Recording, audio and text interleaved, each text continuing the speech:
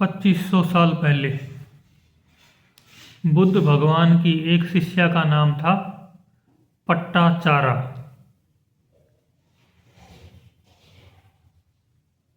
दुनिया में, शास्त्रों में, इतिहास में ऐसा दुखी इंसान तो शायद ही कोई होगा जितना दुख पट्टाचारा के ऊपर आया। यूं तो पट्टाचारा श्रावस्ती नगर की एक बड़े नगर सेठ की बेटी थी। उस समय नाम था चंद्रबाला। सेठ की इकलौती संतान थी। सेठ बहुत बड़ा था, खूब पैसे थे घर में, किसी चीज की कमी नहीं थी। खूब लाड प्यार से पली थी, बड़ी थी। लेकिन हुआ क्या कि उनके घर में एक नौकर रहता था। उस नौकर से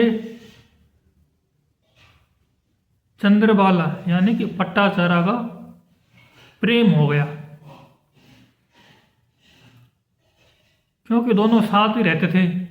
उनके देख रेख का अधिकतर काम उस नौकर के हाथ में ही था। तो लगातार साथ रहने से या जीवन के घटनाक्रम के संयोग से, किसी भी कारण से, कैसे भी मान लो, उनका प्रेम हो गया। उस नौकर ने तो मना किया कि ये ठीक नहीं है, लेकिन चंद्रबाला उसके प्रेम में पड़ गई। फिर जब उनके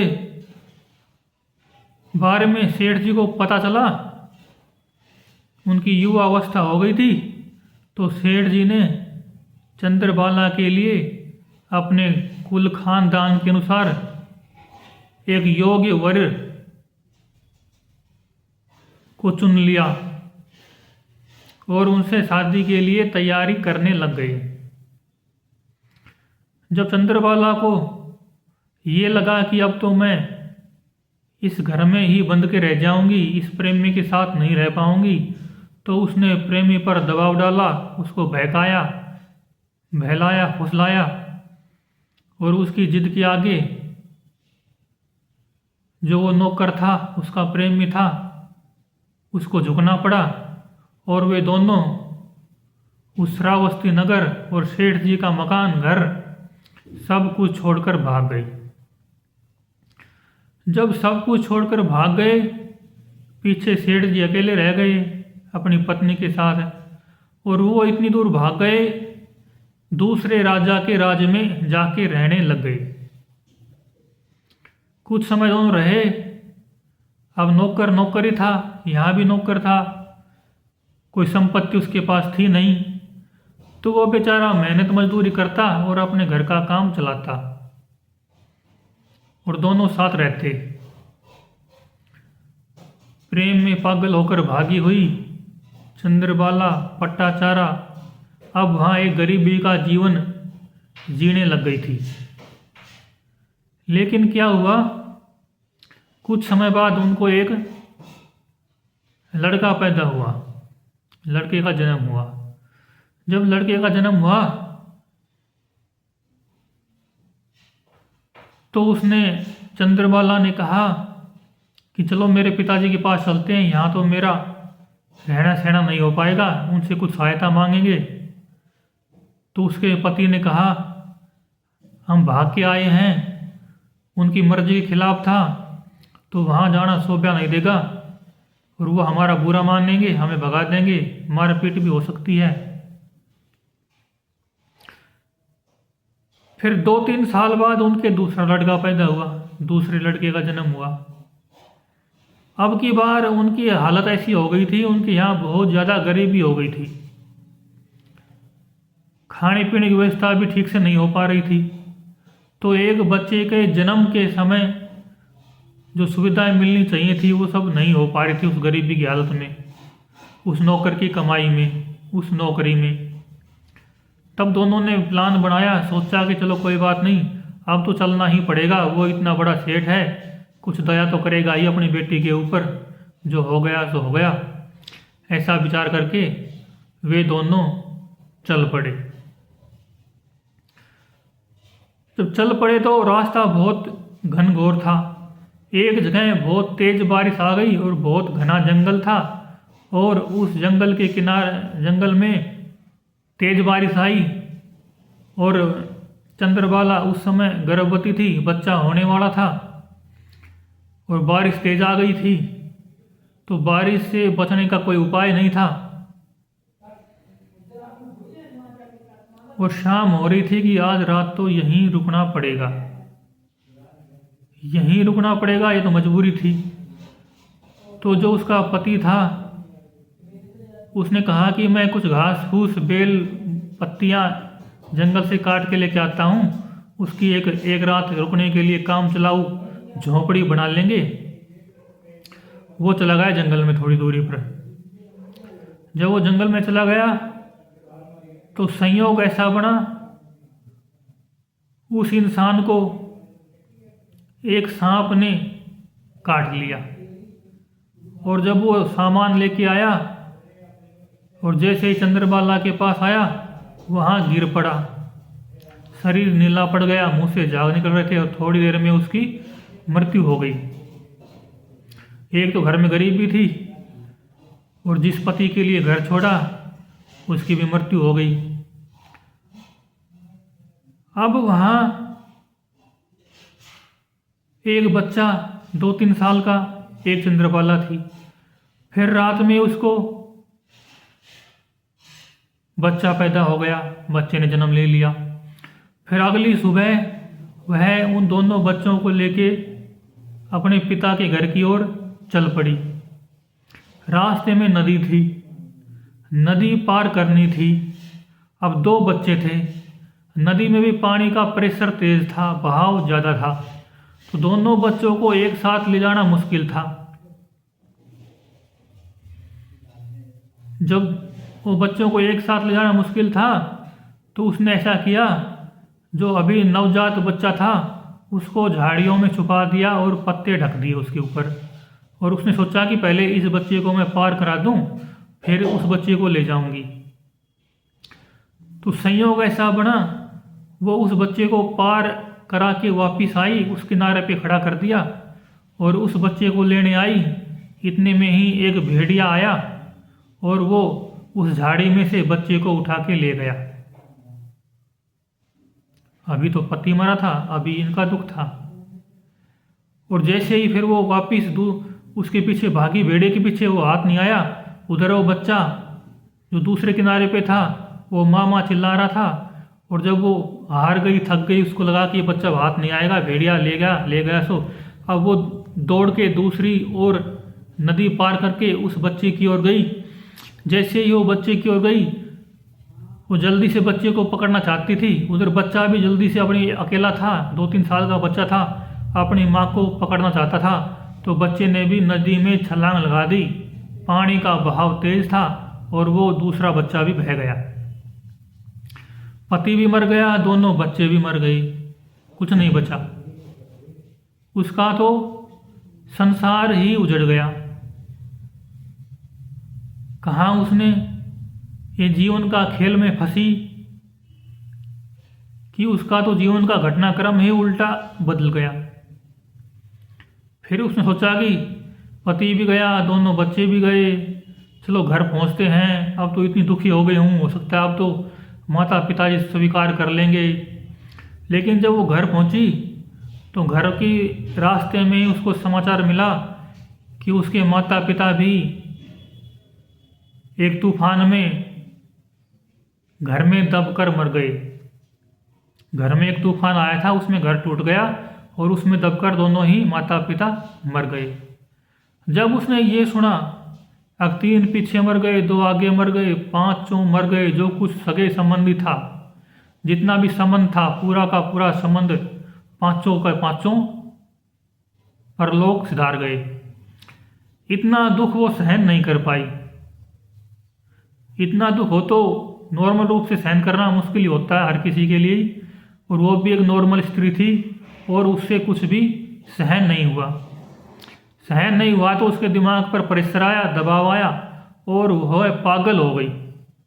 एक तो पागलपन होता है भक्ति का, जब भगवान की भक्ति में कोई भगत लीन हो जाता है तो भी वो पागल हो जाता है, उसको बाहर की सुधि नहीं रहती। कई बार ऐसा होता है, कोई ज़्यादा मात्रा में भक्ति कर लेता है, उनकी बात है, नॉर्मल तो कभी होता ही नहीं है, वो भी किसी किसी पर होता है।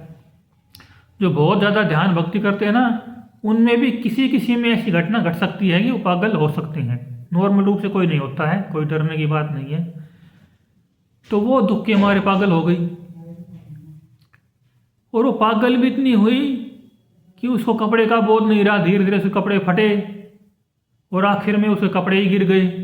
फिर वो बिना कपड़े के ही घूमने लग गई और लोग उसको पागल ही समझने लग गए और उसको देखकर लोग दूरी ही बनाने लगे और वो पागल बन के गलियों में घूमने लगी। एक तो पागल की तरह कश्मीर की योगिनी ललेश्वरी थी, जो पूर्ण सिद्ध अवस्था को प्राप्त करके निर्वस्त्र रहा करती थी। लेकिन ये तो चंद्रबाला पट्टाचारा जो थी, ये अपने घरेलू सदस्यों के देहांत के कारण पागल हो गई थी और वो पागल बन के घूम रही थी। संयोग से एक दिन, बहुत दिनों के बाद, क्या पता कुछ महीने लगे या कितना टाइम लगा, वो उस जगह पहुंच गई जहां बुद्ध भगवान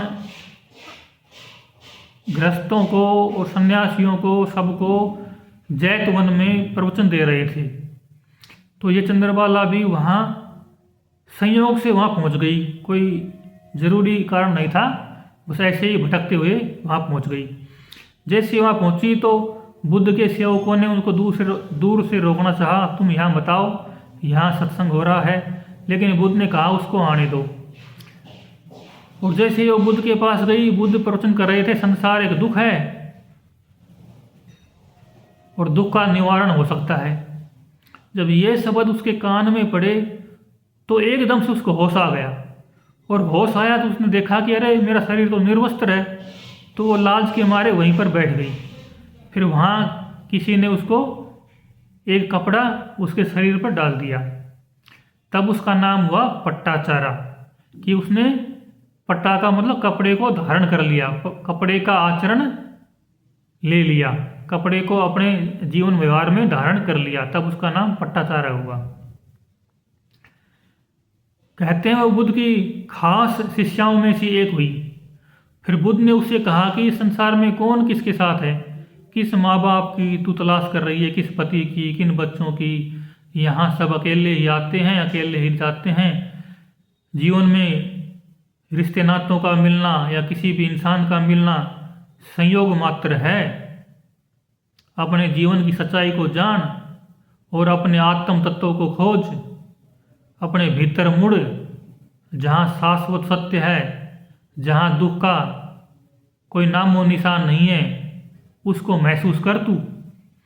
फिर वो बुद्ध भगवान के उपदेश सुन के उन्होंने बुद्ध भगवान से दीक्षा ली और उनके भिक्षुणी संघ में शामिल हो गई। फिर उनको बुद्ध भगवान ने विनय धारणम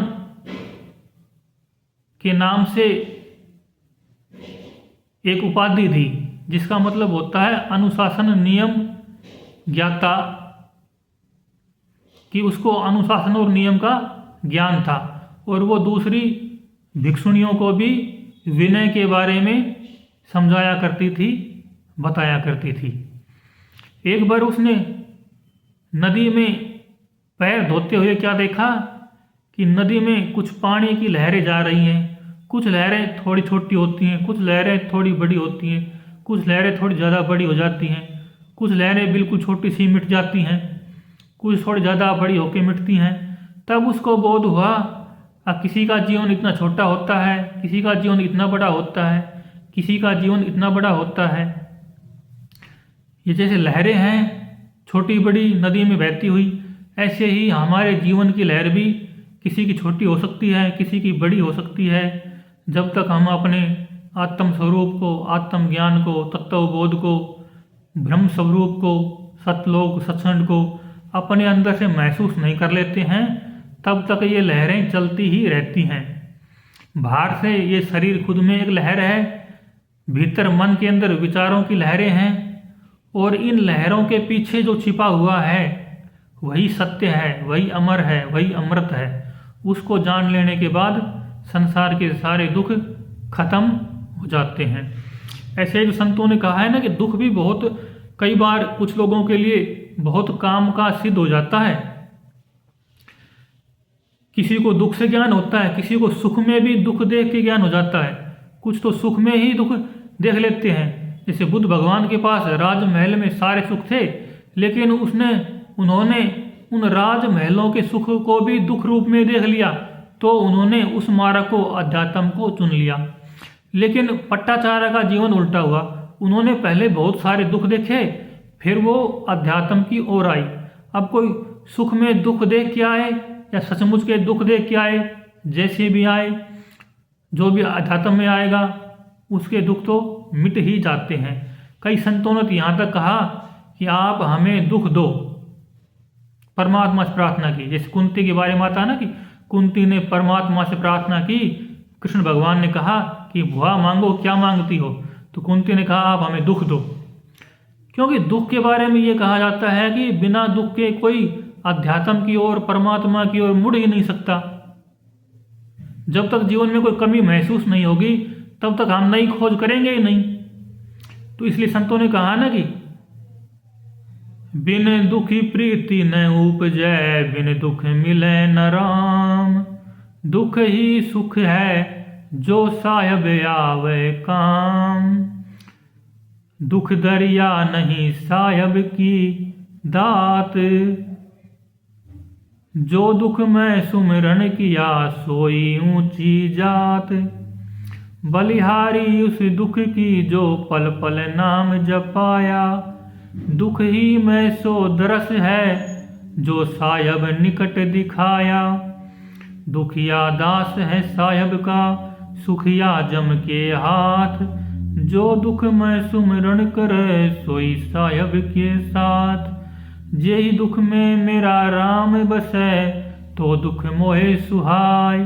ता सुख को तजो जो हृदय नाम भुलाय। सुख में साई बीसरे, दुख में याद करेत। सोई दुख भला जेहि साई सो हेत। सोई दुख भला जो पल पल नाम जपावे। वारू उस सुख को जो साहिब दूर बहावे। सुख में सुमिरन सब करें, दुख में सुमिरन सब करें। सुख में करे न कोई, जो सुख में सुमिरन करे दुख काहे को हो।